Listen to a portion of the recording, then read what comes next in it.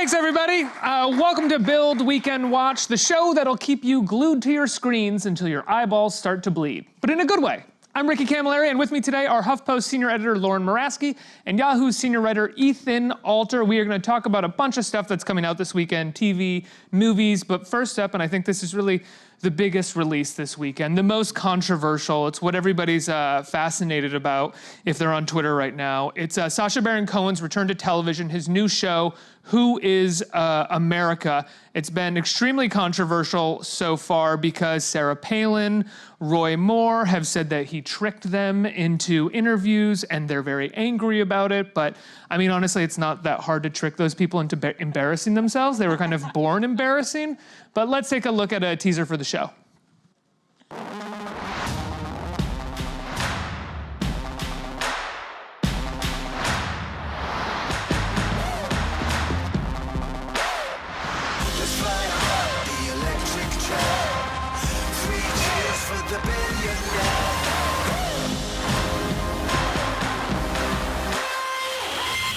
I hope you'll tune in next week for an interview with me. What you didn't see in that teaser is that he gets Dick Cheney to sign his waterboarding kit, which is depressing. I don't know if it's funny, but it's depressing. Now, the thing about this with this show, I'm very excited to see this, as I said, because I do want to see all of these people embarrass themselves. I deeply loathe them, and I'd love for them to be, strung up and embarrassed on television.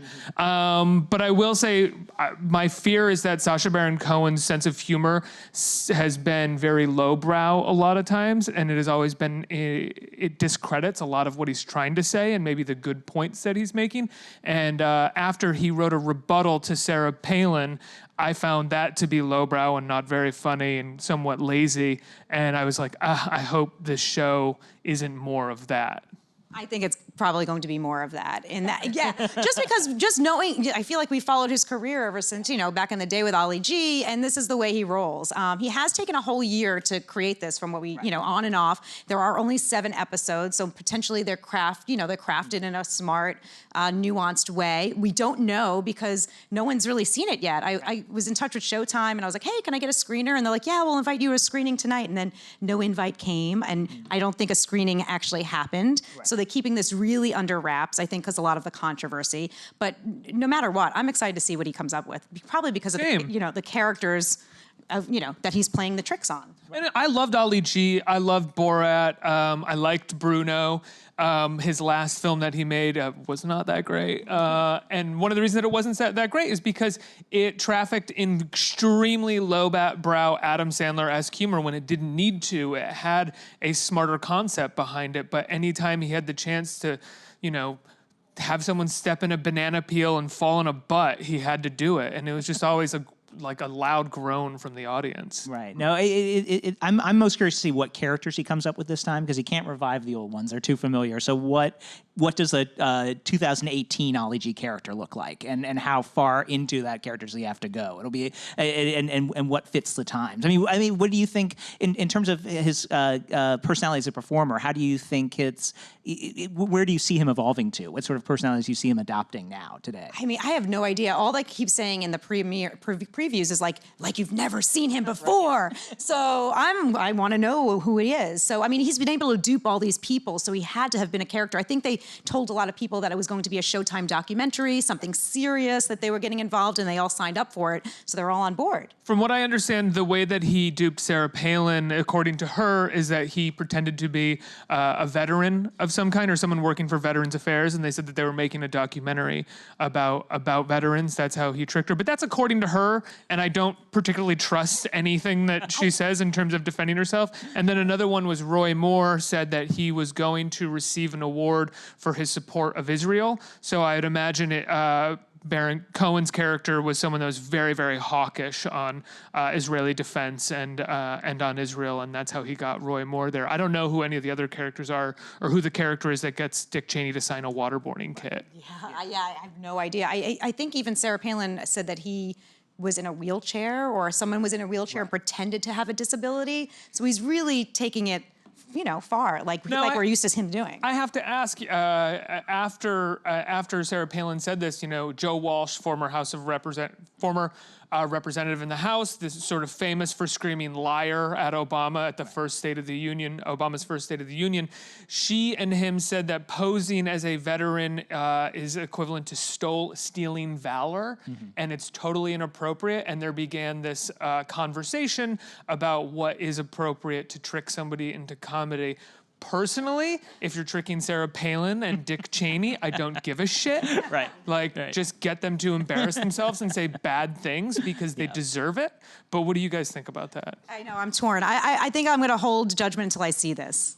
Yeah, a lot of it has to do with that. I mean, if the result is they do hoist themselves on their own petards, or it's just funny, then that helps sort of mitigate some of it. But yeah, you do wonder, by taking on these politically charged personalities and potentially in a not sympathetic way, it could be an issue for him.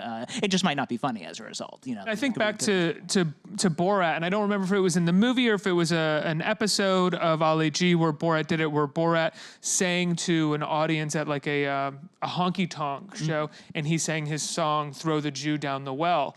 Right. Incredibly offensive, but the fact that he got everybody to sing along said a lot more about America than I think we were willing to be able to say about ourselves. I don't know if Borat would fly as a character these days, but those kinds of reactions I think are important for Americans to see, at least in terms of looking at a mirror of ourselves. Yeah. I'm also curious. I don't know if it's been stated, but if Larry Charles is involved in this one or not, because he was so involved in Borat, and I hope so. Yeah, right. He seems to have a good sense of how to use Cohen in different ways. Because I don't think Charles was involved in Bruno, was he? I can't remember at this point. I feel like I thought I saw his name as a producer, but he definitely wasn't as closely involved as he was with Borat, where he was really responsible for making that movie. And especially after Jay Roach. I think Jay Roach was doing it initially, and it sort of fell apart, and then he came in and sort of made it into the movie it was. So yeah.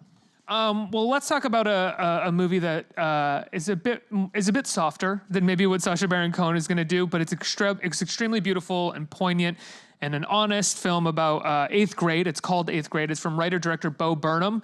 The movie follows a 13-year-old girl navigating the struggles of her last year in middle school, and needless to say, if you can make it through this movie without tears streaming down your face, you are not someone I want to know. You're heartless. Let's take a look at the trailer. Okay, so growing up can be a little bit scary and weird. We will begin to explore these changing bodies of yours. It's gonna be lit. Don't hold back, I wanna break free. As always, make sure to share and subscribe to my channel, Gucci. I think you're so cool. Maybe you just need to put yourself out there a little. I'm gonna stop eating with you if you keep doing You said I could say one thing. I'm really nervous all the time. I try really hard not to feel that way. But you just need to face your fears and let people know the real you. So I love this movie. If you're going to go see a movie this weekend in the theater, I'd say go see 8th Grade. It's beautiful. I don't think middle school has been told as well as this movie. It's just a really smart, really good movie, and very honest about that period of time. I mean, who wasn't awkward in 8th grade, right? And 8th grade, I think when you think about those awkward or hard years, I think that stands out amongst the rest. And this movie really showcases that with a lovely star, Elsie Fisher, right? And she's wonderful in it. And she's she's kind of an aspiring YouTube star, which I know a lot of 11 or 12-year-olds want to be these days. And she tells really thoughtful things and makes these thoughtful commentary about the world that I'm I kind of think about that, whether it's about confidence, and it really gives you a bird's eye view into kids and their technology and how it influences their day to day. But I will say what I love about this film, and I don't think this is too much of a spoiler, is that as much as she wants to be a YouTube star, she doesn't get it. The movie isn't the movie doesn't go to this place that is oh, finally everybody accepts her. The movie goes to a place that's finally she accepts herself, and it doesn't really matter whether or not she gets fans or likes, which is a much better message than if she had found any kind of fame on YouTube. She gets like 2 likes on her YouTube videos. That's her big triumph. Going into it, one of the things I was afraid of was whether it would be sort of the Larry Clark kid-style investigation of middle school. Definitely not and that. it's not, which I'm glad. I mean, like, I do feel there are 1 or 2 scenes that do border a little bit on that fear-mongering. There's a scene in a car that I think will be talked about a lot. I think it's really well acted, but I do wonder if that's more directed at parents almost than it is for kids, because so much of the movie is at a kid's eye view. And so that was something that jumped out to me as a scene that maybe felt a little more verging on that territory. But overall, I thought Bo Burnham did a really nice job really embedding you in high school from their perspective and not from an outside, we should all be afraid of for our kids perspective that you often get with these stories of young people now. Don't you think that scene in the car, though, what makes that scene worthy of this film and worthy of this moment is that it doesn't go as far as a Larry Clark scene would go, and it doesn't go as far as most sort of fear-mongering after-school specials would go. It actually is just sort of about very small traumas that can happen to us and something that could potentially be brushed off by parents and principals. They could say, well, what, you said no and that person didn't do it, and they wouldn't go into how deeply traumatic it could be to be pressured for that long and have to say no that hard for something that someone was trying to get from you. Sure. No, absolutely no. I think you're right. I think that it makes sense in the context of the movie and for her that experience, because it's always that sort of subject matter has been teased throughout the movie anyway. I just was it's such a big moment in a movie that's made up of so many small moments. I wondered if its placement was more for it to make you, again, that idea of like being afraid of what's awaiting in middle school in addition to the little joys that she experiences too. What's your biggest, your worst memory from 8th grade? Oh God, let's see. Most embarrassing memory from 8th grade? Being teased because the color of the triangle on my bag was the wrong color. I had the girl's color bag instead of the boy's color bag. Yeah, I always remember that. Lauren, do you have one? None. I'm not. I had a perfect 8th grade. What are you talking about? Look at me. No. I had braces, and I was just like, I wanted to have a boyfriend, but I didn't, and I was a little shy. But around 8th grade was the year that I kind of came out of my shell. So I think it could be a very formative year for a lot of people. Yeah. My first day of 8th grade, I wore my brand new corduroy cargo shorts that were like down here, and I had a chain wallet and my new Rage Against the Machine shirt. And one of the cool skateboarders walked by me and went, "Fucking poser." And I never wore that Rage Against the Machine shirt again. I was like, okay, yeah, I mean, I do like Rage Against the Machine, but if it's going to go like that, I'm not going to do this. Let's get to our next film. It's Don't Worry, He Won't Get Far on Foot, a movie based on the memoir of the same name by John Callahan. The new drama stars Joaquin Phoenix and Jonah Hill. Phoenix plays a man who, after becoming paralyzed, finds he has a talent for drawing darkly funny newspaper cartoons. It's directed by Gus Van Sant, who, in my opinion, is a national treasure, and he has unfortunately struggled to make a great film for the last decade or so. Hopefully, this is his bounce back. Roll the trailer. Maybe you were weakened so you could become strong.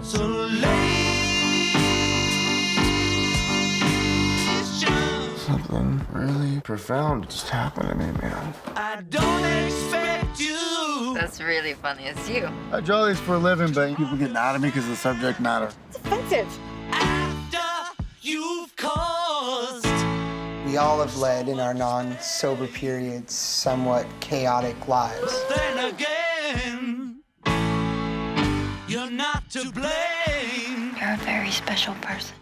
So to be totally honest, I haven't seen this movie yet. I deeply love Gus Van Sant. My Own Private Idaho may be, top 3 movies of all time. Drugstore Cowboy, Malinoche, I think To Die For is great. Good Will Hunting is a great mainstream movie that is beautifully shot. And then his more experimental work in the early 2000s, like Elephant, even Jerry, Paranoid Park, those films I really like. But I have not liked a movie of his in, I would say, maybe 10 years or so. I'm hoping that this is a comeback from. You've seen it, Ethan. Is it a comeback? Will I like this movie? I think you'll like it more than some of his most recent stuff because it does feel like an attempt to sort of fuse that My Own Private Idaho, Paranoid Park side of him with the more mainstream Milk or Good Will Hunting story. The editing is sort of elliptical. It uses fractured time. Part of me thinks that it was edited that way to sort of reflect Joaquin Phoenix's. He plays a cartoonist who is an alcoholic and winds up being paralyzed in a car accident. The movie's very much about his experience through AA, and so I feel like it's edited that way to sort of give you the progression of the 12 steps. I don't know enough about the 12 steps to know for sure, but it feels like that's what they're working through. So the structure of the movie is really the structure of the 12-step program. Right. At least his emotional progression through it is what it seems to be, because there are certain points. Jonah Hill plays his sort of sponsor, and we keep coming back to him throughout as he moves from different stages. And I think it definitely starts with him in a more angry place, and then by the end of the film, you've seen him come to a place of acceptance, which seems to mirror the 12-step idea. Now, I have to ask, how does the film look? Because I think Gus Van Sant, even in his most mainstream moments, finds very particular look and color palette for his movies. Whenever I think of Good Will Hunting, I think of autumn in New England, and I think of how brown and orange that movie is all the way through, from the way that they're dressed to the background. And when I think of something like even like Finding Forrester, it's very blue and green and colors the city in a certain way. So what did this film kind of look like?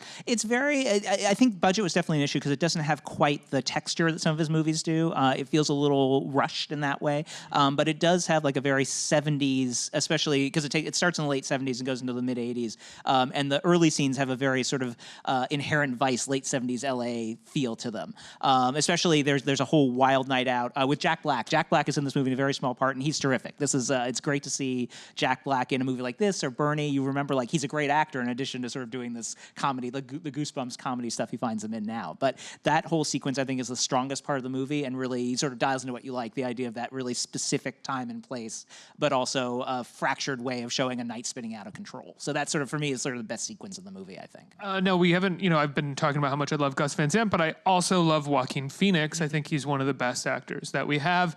This is the first time that he's worked with Gus Van Sant since, I think, his first movie. To Die For wasn't his first movie, but, the first of him as an adult actor. Exactly. How is his performance as John Callahan? I mean, he's very good. He certainly is. He's as always, he commits to it completely. I think he finds different notes to each scene. It doesn't feel like the standard issue recovery drama that you often get. He doesn't play those scenes the way you always expect them to. We have the cliche of the recovering alcoholic from Nicolas Cage and Leaving Las Vegas, but he doesn't follow that template. He's quieter in moments. A recovering alcoholic and Leaving Las Vegas? That's true. Good point. The movie that opens with saying, "I'm going to drink myself to That's death," true. and then he does. But the depiction of the alcoholic in this case is he doesn't feel quite as he doesn't play the loud scenes loud necessarily. He doesn't play. He brings a different approach to the scene than you might expect, and doesn't use the experience of being drunk to go completely wild and crazy. It's a more interior performance, which is nice to see. And Kim Gordon from Sonic Youth is in it as well, isn't she?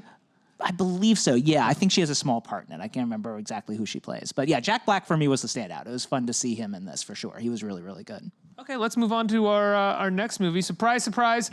Dwayne "The Rock" Johnson is back again this summer in another action-packed film.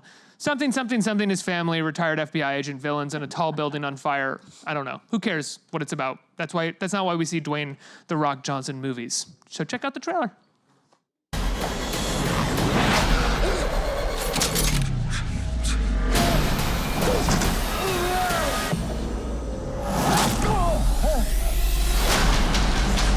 My family is trapped 240 floors in the air. So what's the plan? Whatever it takes. We got this.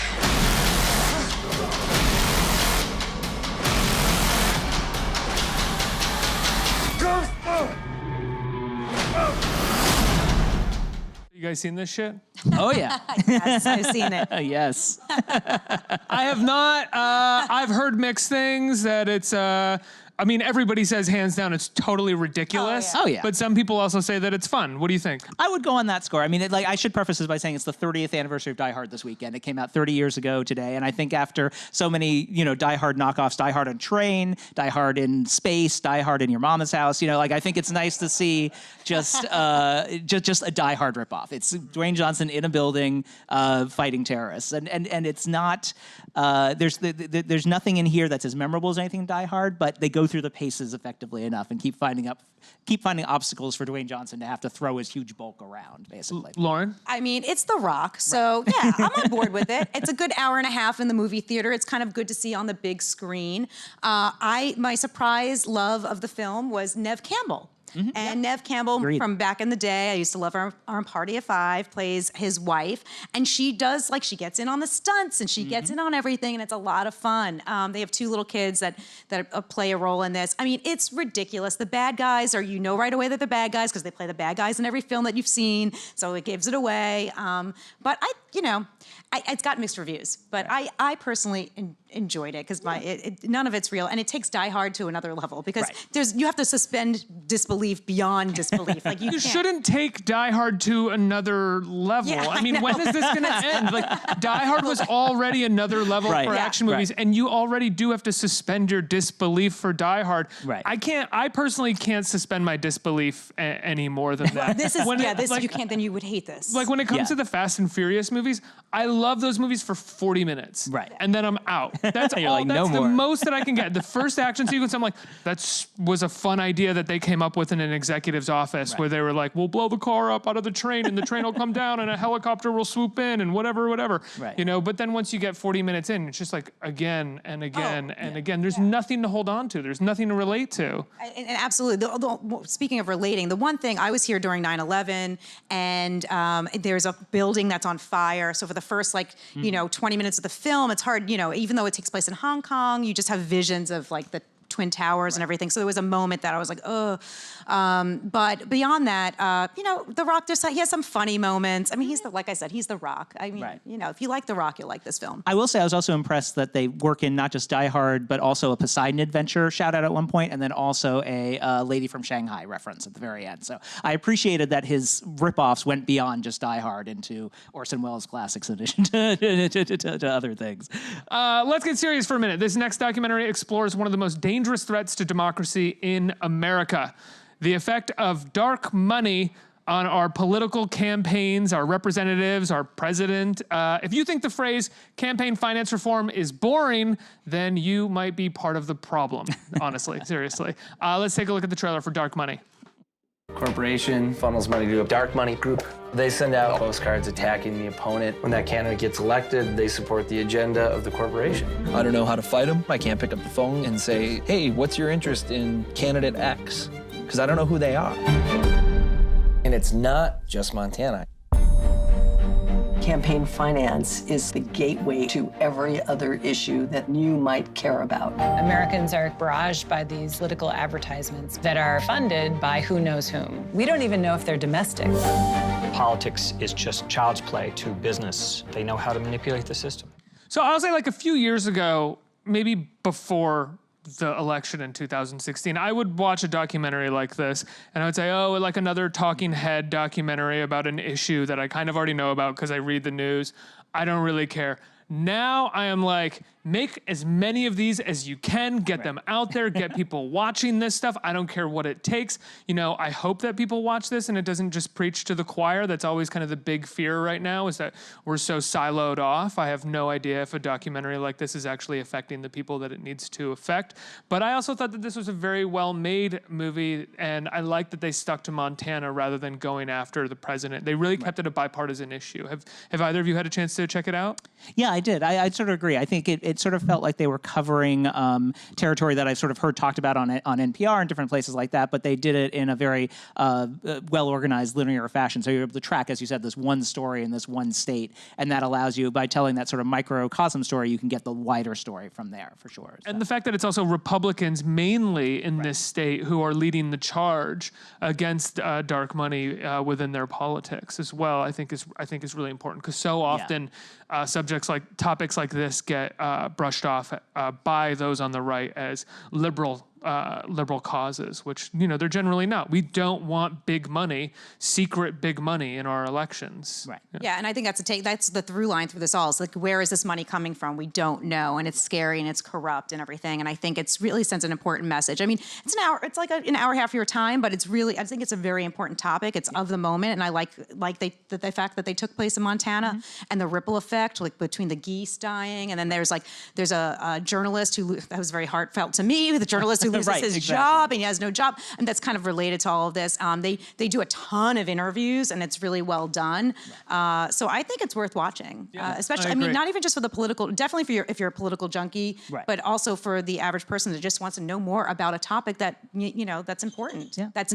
It's not going anywhere anytime soon. This is a very, like, this is very, This isn't going This is anywhere the- anytime yeah. soon. And I think one of the things that they say in this that you're kind of alluding to is when we say we don't know where the money's coming from, we're talking about local elections, city council elections sometimes, school board elections that actually have dark money coming in from foreign adversaries. When we talk about Russia all the time, everyone just assumes that it's just Donald Trump. It's like, no, Russia, as well as kind of a certain amount of corporations, are trying to influence very small local elections to get people in there who are gonna dismantle and disrupt the fabric of our country a lot of the time, like public education. Yeah. It's one thing that the Koch brothers, one of their main initiatives is to sort of take down public education. Right. Yeah. Yeah. Anyway, let's talk about another political movie. It's so much fun. Everyone's laughing and having a great time. Politics, While we yay. sit on our soapboxes. In 2003, there were a group of journalists working for Knight Ridder. They apparently got it right and questioned the true motive behind why we were going to war in Iraq. Rob Reiner's film Shock and Awe tells their story and shows us, as if we weren't already living it enough on a daily basis, just how dangerous the Republican Party can be, whether it's Trump at the helm or not. Trailer, please. When the government says something, you only have one question to ask. Is it true? Search is underway to find those responsible. We write for people whose kids get sent to war. Our readers need to know. The president's gonna invade Iraq. We're gonna run her whether he comments or not. The president is lying. He's lying! Here's the setup. There's always something you don't see coming. They don't care about the truth. If they want a war, they're gonna get one. So I really like Rob Reiner. But you don't like this film. He's a very nice man with the right opinions on things. Yeah, that's how I feel about Rob Reiner. But I don't know if I don't know if he. I think he's got a lot on his plate and a lot on his mind, and sometimes that shows when in scenes in his movies where you're like, oh, you couldn't have gotten another take of that. Right. No one was really giving it their best in that in that scene. Yeah. Especially with a cast like this. There's a lot of good stars in this. Woody Harrelson. I mean, so yeah. I mean, I felt like it was a very good topic. Of course, we're talking about something that happened like how many years ago? 13 years ago now. Yeah. Very good topic. I think it's kind of like Spotlight, but not at all, because Spotlight was very good. There's like they're trying to intermix like some footage from the time, which I thought like didn't really sit well with me so much. It was kind of awkward. And then the other thing I thought was not that great was like the love stories that they like threw in there. I don't know how you felt about those. Yeah, those felt very much like, well, we need to get some other names in here. So Jessica Biel and Mila Jovovich, but we also have to give them things to do. So they had to sort of give those storylines as ways to justify hiring them. Yeah. Well, let's just say Biel has one of the worst scenes I have seen an actress have to do in a really long time, which is she has a moment where she has to deliver a monologue that's pure exposition about who the leaders of Iraq are, how long they've been the leaders, what their role in the Middle East is, and it's without reason. Right. And it is extremely long, and she does not really, I mean, it may not be her, it may have been the writing of the scene, but it just comes across as like a lost actor delivering exposition for no reason. It's kind of jaw-dropping, that scene. Yeah. Right. No.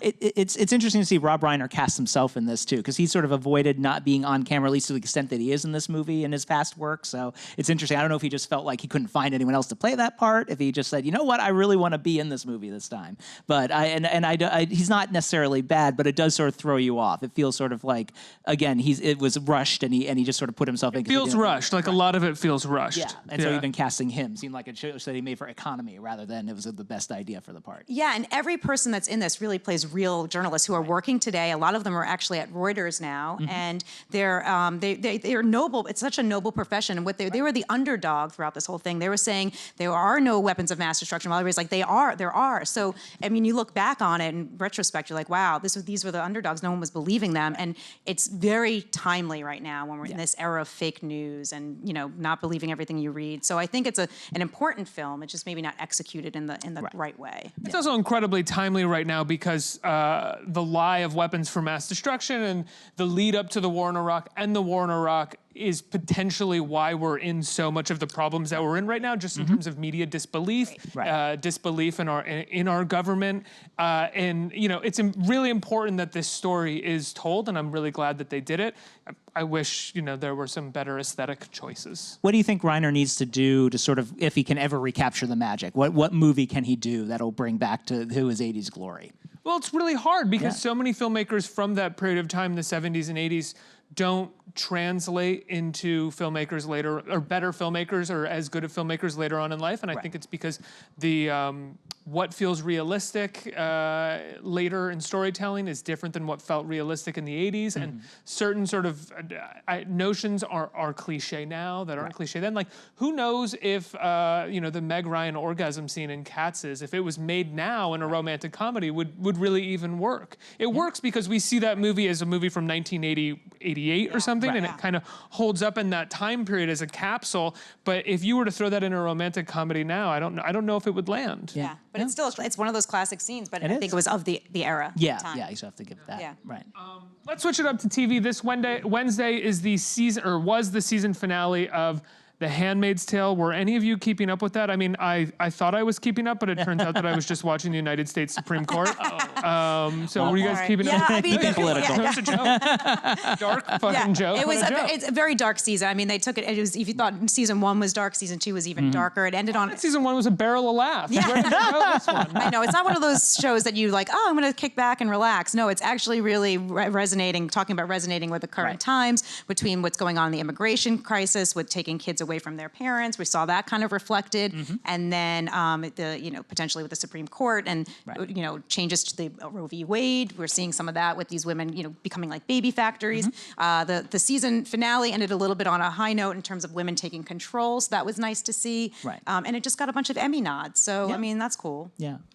I mean, I definitely felt one thing I felt that this season, it missed an opportunity, I think, to really reinvent itself. There were many times throughout the season where Offred, Elizabeth Moss character, kept escaping, and then she would get captured again. And I think there was a point really early in the season where they could have done something really bold and had her get away to Canada, where in Little America there, and then continue the show, but split it from her perspective in Canada, where she's come and she has to have the baby of another man there, and she meets her husband again. Meanwhile, someone else comes into the Waterford house and sort of finds her legacy.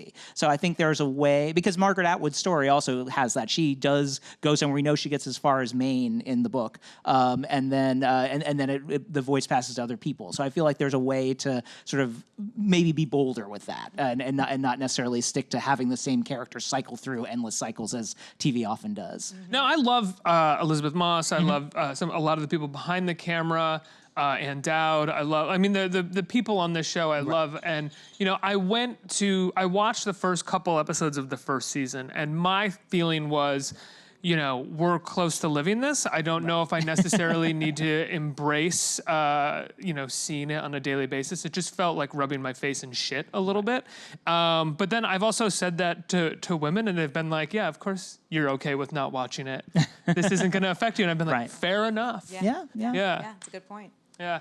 Another Hulu show that came out on Wednesday is the second season of Harlots. I've heard it's very good. You have seen a little bit of it. I'm tossing this to you, putting you on the spot, and I think you've seen half of an episode. No, I have, I usually like period pieces. I watched the first episode of the first season. I didn't get that into it, but it's one of those shows I really want to go back to, because I think the actors in it are supposed to be really great, and the topics, it's about women. It's like takes place in like the 1700s or something. Yeah, it takes place a long time ago. So I actually do want to see more of it. I love Leslie Manville, and she's a big part of it. And Samantha Morton too, who's a great actress. It's fun to see her in front of It's something. on our cues. Yeah.